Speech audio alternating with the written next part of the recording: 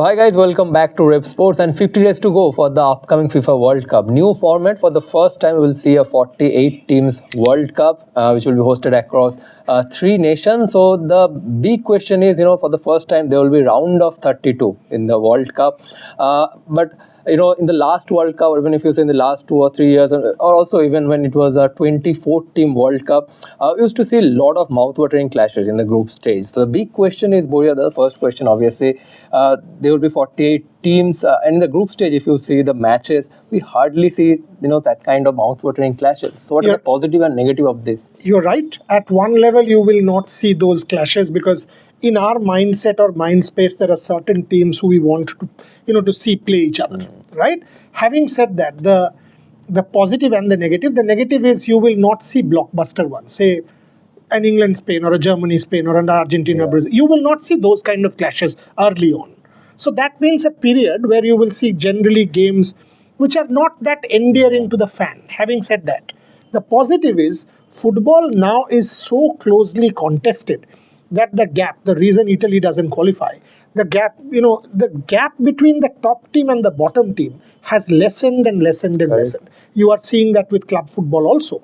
So I think over a period of time, because of this democratization that FIFA has undertaken, the gap between so-called pedigreed nations and the younger nations like even a Cape Verde will fall. And that's an interesting story. For people like you who are football nuts, the Cape Verde story, a country of 5,000 or 10,000 qualifying. And, in my para, there are 50,000 people. So these are Africa. 9 African teams making it to the FIFA World Cup this year is an incredibly good story, right? That a continent where football is passion. So I think, for me, the first and foremost is what happens to Iran. What happens to the United States and Iran? I know Infantino has continuously said Iran will play. Where will they play? Will they play in the US? Will they be allowed to play in the US? Canada. Will they want to play in the US? Will they play in Canada or Mexico? Where will they play? Number one.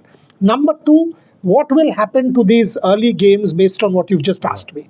Number three, as a fan, I was in Qatar. I watched multiple FIFA World Cups before. Qatar was great because I could watch your match, I could watch another match, I could watch a Brazil game, a Germany game, and a Spain game on the same day. In one city. Correct. So here, to do that kind of transport, the distance and everything else, I think has kind of messed it up. So cost, flight cost, time zones, everything I don't think will be very easy for the fan. Absolutely, it will be very challenging, not only for the fans. Suppose the Argentine fans, they want to, watch all of their games from group stage to quarterfinal to semi-final, or if they qualify for the final. In Qatar, 8 stadiums in one city and all connected by metro line, but this time it will be really difficult. It will be challenging financially, even for the journalists or reporters who will be going to cover the FIFA World Cup. 100%. And if you see, already I was reading a piece where it was mentioned that parking in New York for the match will be about... prices for the fans. Ticket prices to theek hai. Chalo, you've spent money. Parking is 20,000 rupees per night. Most expensive. So in Indian terms, parking will come to approximately 15 to 20,000 rupees. Now imagine if you have to spend $200 on parking. Now how do you afford it? You will spend what? $1,000 on a hotel. How does a global south country afford to send someone? That becomes very challenging. And like you said, logistics-wise, flights, internal flights with the see, people don't understand. With the war, jet fuel prices have surged. Yes. So flight costs have gone up. Hotel costs have gone up. Availability is less. Connections are less. So everything, it will become a big challenge for FIFA also to fill the stadium. Take Iran. Who will watch their match? Where are the supporters? Iran only. So then they will not be able to go because you will not get the visa. No. So how do you, think of such scenarios that you will not allow certain countries to get visas, or people are not even expected to travel. Firstly, they will not have the money to. Secondly, they will not want to because of the political disturbance. So these are challenges that I think FIFA needs to really think about. Exactly. There will be a lot of challenges. I mean, most expensive FIFA World Cup, if you say this time. But my next question, obviously, you have covered multiple FIFA World Cup, as we have just said. Last time it was in Qatar, and it was a beautiful World Cup, I think. But tell us your favorite experience or favorite moment, from FIFA World Cup. This is actually a good and a bad one. An interesting one for you, but a bad one for me. I was in Scotland in 2006, and it was an England game. Okay. Now, I for years have lived in the UK, in Oxford. So when England scored, I started clapping. And I was in a pub. And all of a sudden I got hit here behind my neck and, a solid slap. I was like, what has happened? I mean, England has scored, I'm celebrating. So they came and said, and it's, England and Scotland. So I was told, what did you do? And I'm like, what do you mean? So they said, come out. I said, come out where? So they took me to a drum. Outside that pub, there was a drum, a big drum. Oh. And I was told, pee here. So I was asked to pee in that drum, in public. I was like, what are you talking about? They said, if you don't pee, we'll beat you up. So I had to publicly pee because I had celebrated an England goal. My God. This is what happened, I'm telling you, in 2006 in Scotland. For me, it was and then, me being me, I went around the UK to do an ethnography of football watching in pubs.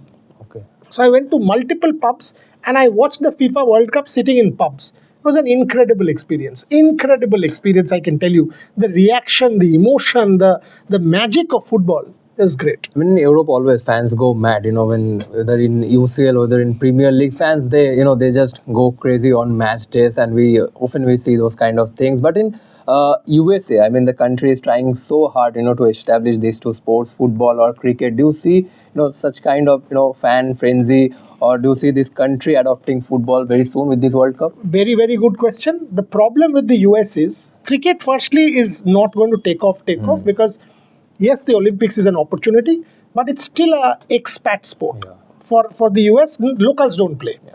If you see the American national team, you will see soccer is different. The locals don't play cricket. It's still an expat sport. As long as it's an expat sport and it is not played in schools and colleges, you will find it difficult. That's for cricket. Coming to football, it's a different story.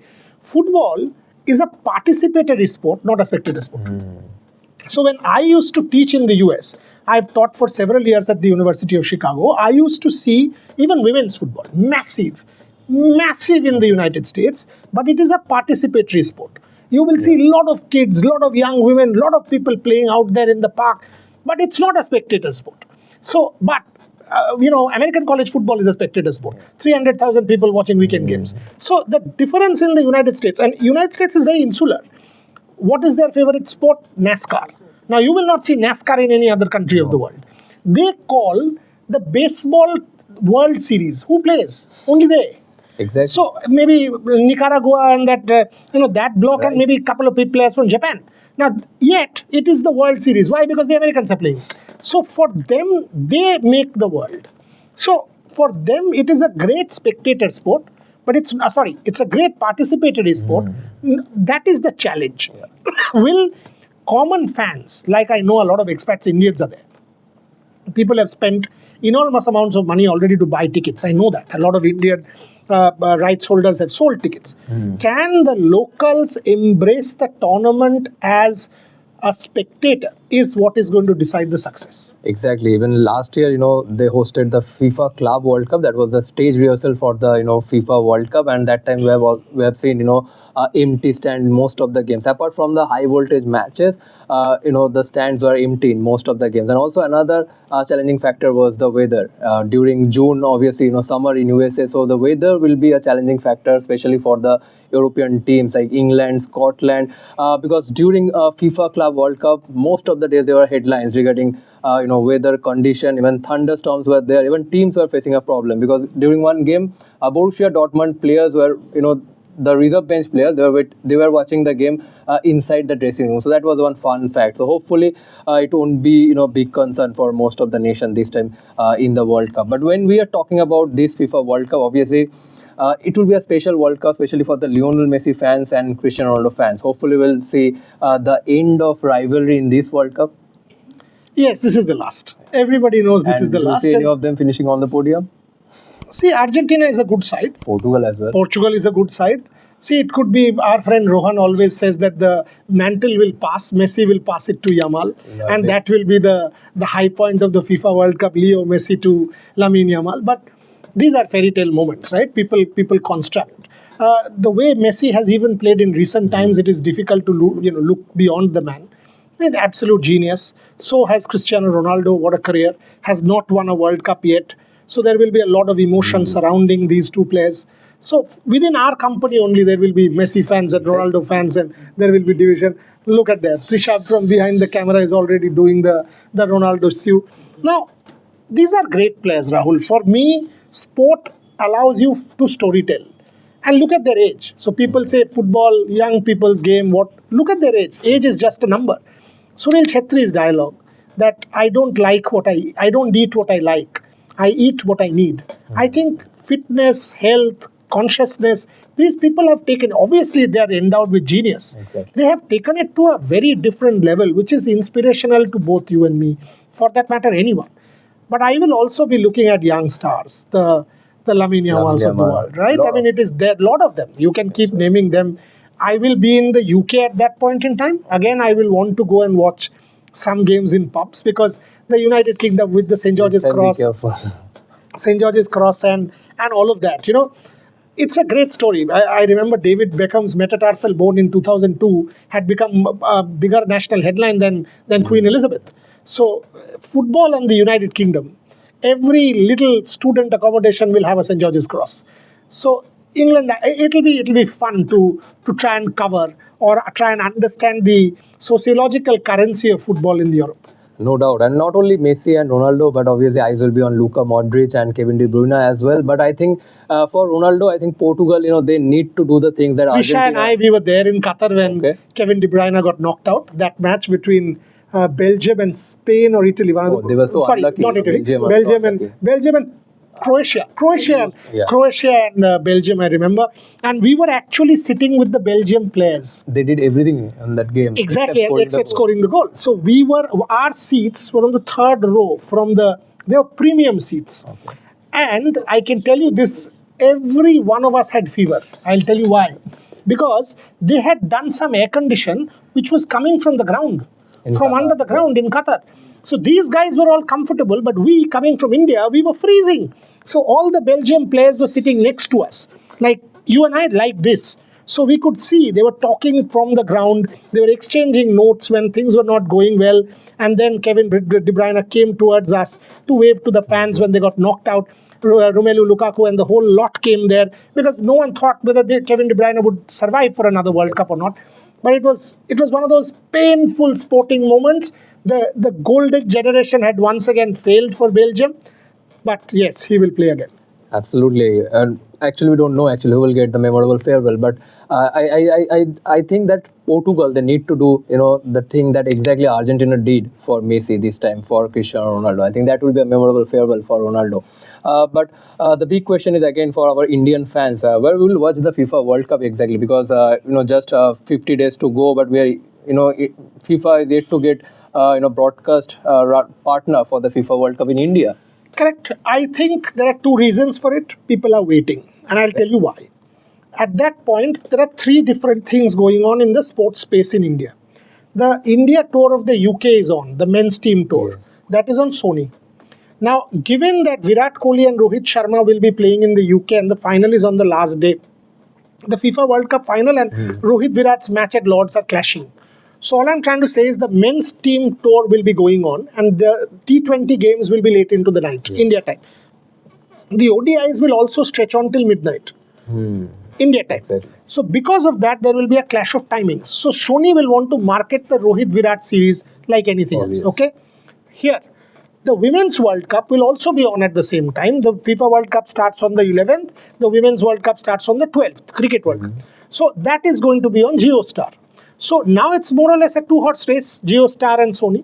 So these guys have the Women's World Cup, these guys have the men's. So they know that their sports space is covered. So given that Jio knows that Sony might not bid, they might just wait for a few days more to get the rights relatively cheaper. I know people have said $5 million, etc., etc. I don't think it's that, like that. I do think, and I'm absolutely certain India, the bids will be sold. At what rate? Because see, Sony has the cricket, Sony has the Asian Games. So at that point, post the IPL, what does Jio have? So it will also depend on what kind of properties you have to market. They have the women's. Price will also reduce. Price will be based on that. So the more it comes to, closer, FIFA will also want the Global South to be a part of their viewing ambit. If you remember, Second highest number of visitors in Qatar was from India. The digital consumption in India was second highest in Qatar. So India is a massive viewership country. So I am 200% sure it will get sorted, but people are trying to see what best rates they can get. Last few minutes, and obviously I think we should talk about Neymar. We are still not sure whether he will be in the World Cup or not, but you have, I think, witnessed several matches of Neymar in the FIFA World Cup. How difficult to see this Brazil team without Neymar. I know he's not capable to make it to the playing 11 as of now, the kind of form he has been, because he doesn't play in Europe anymore. He is playing in the Brazilian league, but still, it's 80 minutes and Brazil need a goal. Don't you think that Neymar can make the difference for that team? Yeah, I mean, these are absolute, how do I put it? They are genius. Yeah. And the kind of skill, the kind of ability Neymar has, that dodge, for example. I mean, that skill set that Against Croatia, that winning goal. Unbelievable. These are special players. And you would want these people to sign off with something memorable for their fans. Exactly. So there is a lot of what makes the FIFA World Cup the FIFA World Cup? The emotion, kind of things. the passion. Yeah. I remember Trisha, Shormishta and me, three of us, we were in Qatar. You won't believe, Rahul, at midnight, there was a zigzag line from the Lusail Stadium. You should have seen the Argentina fans. Shormishta got so scared. She said, are these people going to break down the stadium or what? They were doing bang, bang, bang, bang. And the moment there was a goal, they started stamping the stands. And then at the metro station, they would sing all night. It is something. You have not seen that kind of fandom. Yes, I know our ultras, Mohun Bagan, East Bengal and all that. But these fans are of a different league. And that's where people like Messi or Ronaldo or Neymar feature. These are real icons of the sport. So I understand that Neymar perhaps will not play. But one side of me says, come on, 10 minutes of genius and go out on a high. Exactly what he did, against Croatia. I think very difficult for Brazil fans to digest it, but hopefully he will get a call up for the World Cup. So who do you support?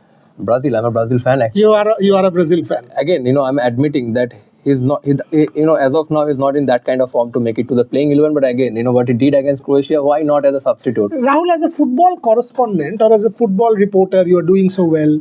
Why is it that Kolkata is divided between Brazil and Argentina? Why not, say, other European teams like a Germany or a Spain? Why is it Brazil and Argentina? I think, it is from, I think since is it because of the economic conditions which are similar? I think so. There is a proximity. A lot of Brazilian players have played in India. But again, at the same time, I believe that in the next 20 or 30 years, I think fans will get inclined towards European nations. Because like of Germany, Spain, because of the opening up because of the transition in the football that they are playing right now. Because the kind of football Latin America used to play, very much, individual talent, this kind of thing. Neymar, Messi, so they get attracted to that kind of things, 20 or 30 years ago. But in the next 10 to 20 years, I believe the transition that Pep Guardiola has actually brought in football, I think fans will get more inclined towards Spain, Germany. Even now, if you see, there are a lot of Spain fans, Germany fans, France fans. So I will see that in the next. Who are your top four? My top four, I think I will start with France, Spain, England, Portugal. That's my top four. France, Spain, England, Portugal. 4 European teams. No Latin America. I don't see any of them. Argentina. No Asia. No Africa. Asia, my biggest bet will be Japan. So Rahul says no Asia, Japan, dark horse, no Africa. He's gone with France, Spain, Portugal and England. Yeah, let's see, because England. Yes, if England makes the semi-final, the cup is coming home. Trust me. It will continue all over England till the last minute. Till the very last minute, the cup will come home. But Messi, farewell, not likely. He's already won it, Yeah, but Cristiano needed, I think. So Portugal. That's why you're backing. Oh, nice. Nice. So Rahul wants a Cristiano Ronaldo farewell. Trisha is very happy because of that. Young stars, anybody that you want Indians to watch out for? Lamine Yamal, Pedri and Jamal Musiala from Germany. So I think they are the youngsters to watch out for. There are several. So, but Lamil, I think the things that he has already showed, the whole world, I think is a special talent. He has already proven in the Euro. I think in World Cup also is one of the players to watch out for. Last couple of questions. Do you also, when you support, I remember Rohan from our team said he used to sit in the bathroom with his Argentina shirt on in Qatar. Do you do such things as well? That kind of super. I mean, if India was playing in World Cup, I would have done that kind of things. But India is my top priority. Then secondary is my the team I am supporting in the FIFA World Cup. Say Brazil, obviously I will be cheering for Brazil. So no, I don't believe in such kind of things. And your favorite memory? Favorite memory, FIFA World Cup. I think obviously the last year final. I think that is unmatched. Unbelievable. That dramatic game of Mbappe, the heroic from Mbappe. I think that unmatched, to be honest. So that's it. That's it for now. So 50 days to go for the upcoming FIFA World Cup. The coverage will be on. So stay tuned to Revsportz for more such content. But as of now, signing off. Stay tuned to Revsportz.